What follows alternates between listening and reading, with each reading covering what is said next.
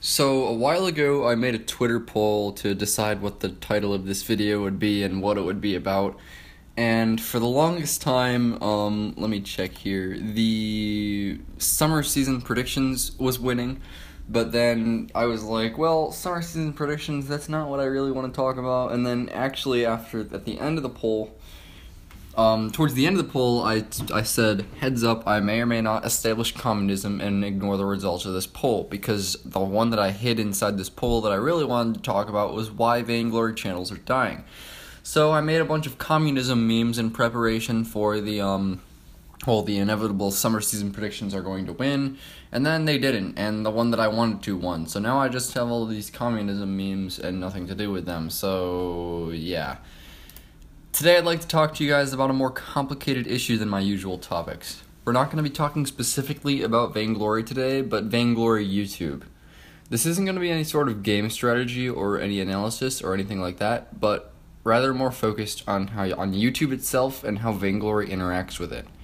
A lot of Vainglory YouTube channels are dying, and I don't believe that this is the game's fault. It has to do with some YouTube fundamentals that honestly I have no idea whether or not they're set in stone, but I've been thinking a lot about them, and I believe that I can shed some light on why a channel dies and maybe help some existing channels to plan for their futures. First, YouTube is a small business and you are the product. I, for example, quote-unquote sell a few things on my channel. Vainglory tips and advice, maybe my personality, and even my face in that other video. This is not the case with a few select types of channels. VOD archive channels, so people whose only purpose is to re-upload professional matches for easy access. Music uploaders, company and corporate channels, and animal channels. However, today we're talking about gaming channels, and those are not gaming channels. To the casual viewer, and by casual I mean either not subscribed or subscribed and does not like, comment, follow me on Twitter, is not on my Discord server, etc. To this casual viewer, I am nothing more than a name and a set of videos.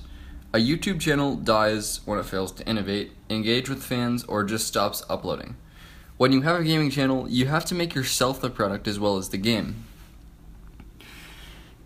Popular gaming channels have done this by doing things like house tours and Q&As.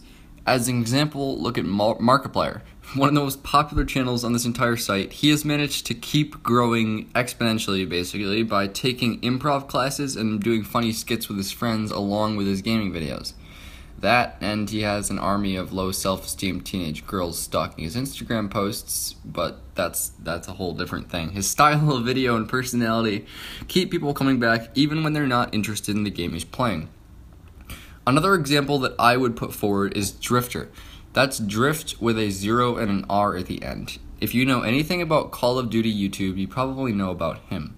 Drifter popularized himself by making In Depth, a yearly series in which he by the hard code analyzes each gun and perk in whatever the newest Call of Duty game is. However, as you can imagine, this eventually runs out of content before another COD game comes out. I've been subscribed to him for 5 years, even though I stopped playing Call of Duty long ago. And that's because he innovated his channel to make himself the product.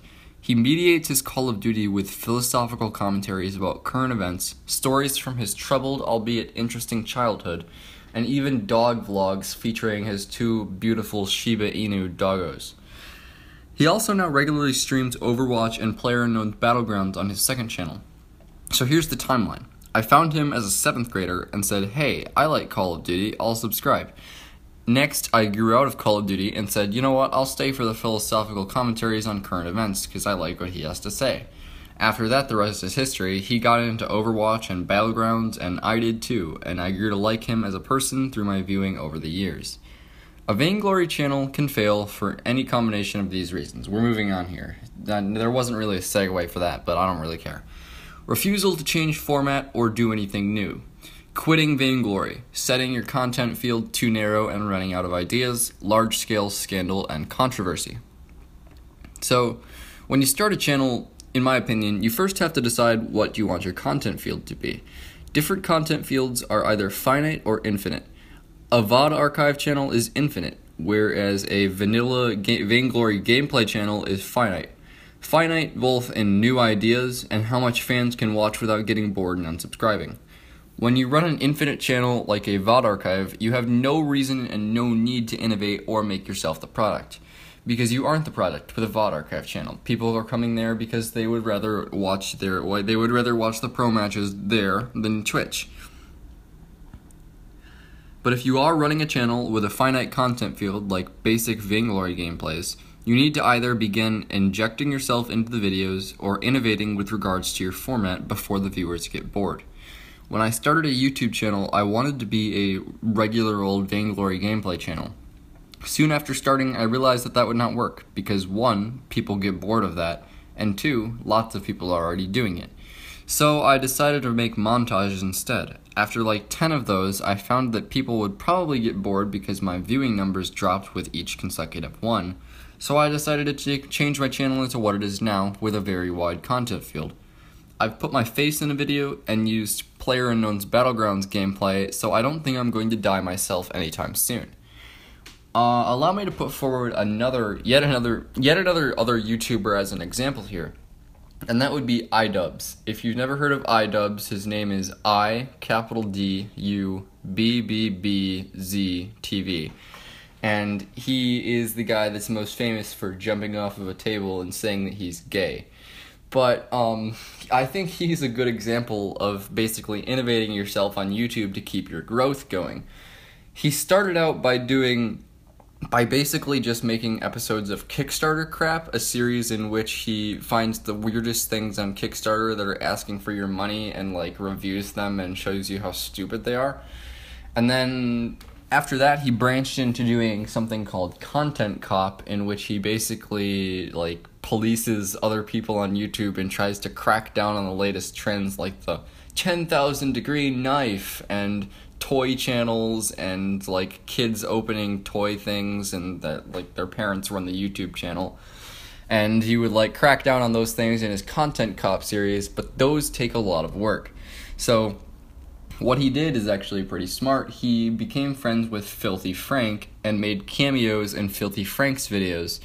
And that gave him kind of a persona as being friends with Filthy Frank and being one of those, like, if you know anything about Filthy Frank, you'll know what I'm talking about, being like one of those characters in Filthy Frank's videos. And that allowed him to really get his YouTube personality off the ground and away from just doing Kickstarter crap and Content Cop.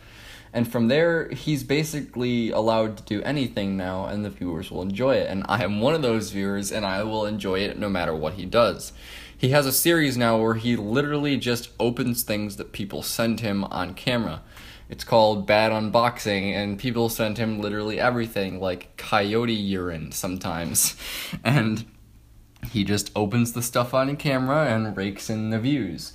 And he has a new main series on that channel now where he basically just traps and relocates squirrels on his lawn because they keep digging in his garden.